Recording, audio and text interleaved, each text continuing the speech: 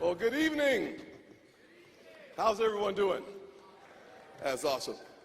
How many of you all are just like me, really proud to be Americans?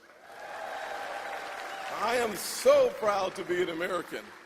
My granddaddy, who was born in 1921 in the Deep South, taught me two really important lessons about being an American. The first thing he taught me was that we kneel to the Father in prayer. He taught me that James 5:16 says, the prayers of the righteous avail much. And even though we kneel to the Father in prayer, he said lesson number 2 is that we stand for the flag in respect. He said, our American flag is a symbol of freedom and liberty and justice for all.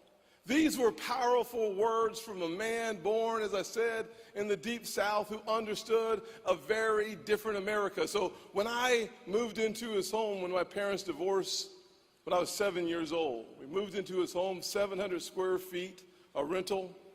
He taught me very quickly, he said, son, you can be bitter or you can get better, but you can't be both. These were valuable lessons.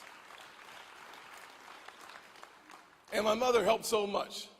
She was a lady who taught me because she worked 16 hours a day as a nurse's aide, changing bedpans and rolling patients. She taught me that there is dignity in all work, and that if you're able-bodied in America, you work. That's called America.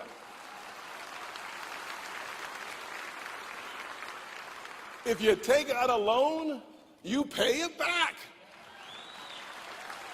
And if you commit a violent crime, you go to jail.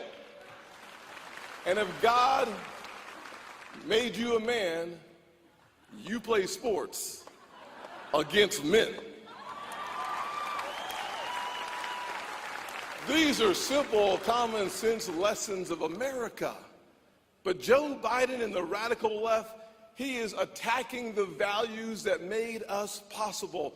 He is tearing down every rung of the ladder that helped me climb. I was a kid trapped in poverty who did not believe that in America all things were possible. But because of the values of this nation, the kid who nearly flunked out of high school as a freshman, I failed 4 subjects, Spanish and English. When you fail Spanish and English, no one calls you bilingual. No, they call you biignant. But I had a mentor who told me all things were possible. And so protecting the values of America is protecting the rungs on the ladder that allow the poorest, most vulnerable students in this nation to climb. We must protect our values. I'm running for president because I know America can do for anyone what she's done for me. Focusing on restoring hope, creating opportunities, and protecting the America we all love. To protect the America we all love, we must first start by backing the blue, every law enforcement officer in this country deserves our respect and our admiration. You see, the radical left, they want to defund and demonize and demoralize the police.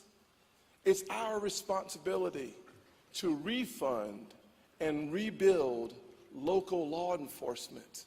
We must restore dignity and respect, but we also have to get tougher on violent criminals, from carjackers to cop killers who should never see the light of day again.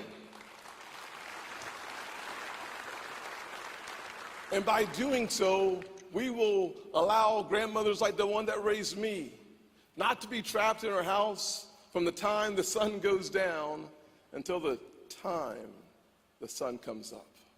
But in order to protect America, we must also protect our southern border. We must build the wall, finish it. 70,000 Americans have lost their lives to fentanyl. A good friend of mine in Charleston, a business school former dean, Alan Schau, just this year, a few months ago, lost his son to fentanyl. Too many American families are being devastated by a drug whose precursors come from China, manufactured in Mexican labs, and then the cartels bring them across our unsafe, insecure, and wide open southern border. We deserve better. And as President of the United States, I will use the power of the presidency to stop the cartels in their tracks. Without question, they must cease to exist on our side of the border. But we must also close our southern border so that 6 million illegal immigrants under radical Joe Biden do not continue to cross our southern border. And that's before they ended Title 42, which could make it 10 million illegal immigrants crossing our borders. We deserve better. But also, as Commander-in-Chief, I will stand toe to toe with China and say, not on my watch will you continue to spy on our kids, buy our farmlands, and steal our jobs in our supply chain. We will stop them and win this economic war by creating jobs in America. High-tech, high manufacturing jobs, the marvel of the world. We have the power to get these things accomplished at home. Minerals, medicines, and microchips. 3 specific areas that as President of the United States, I would focus the intellectual ability and the workforce to make sure that we create 10 million new American jobs and start creating the essentials at home, creating great jobs for Americans.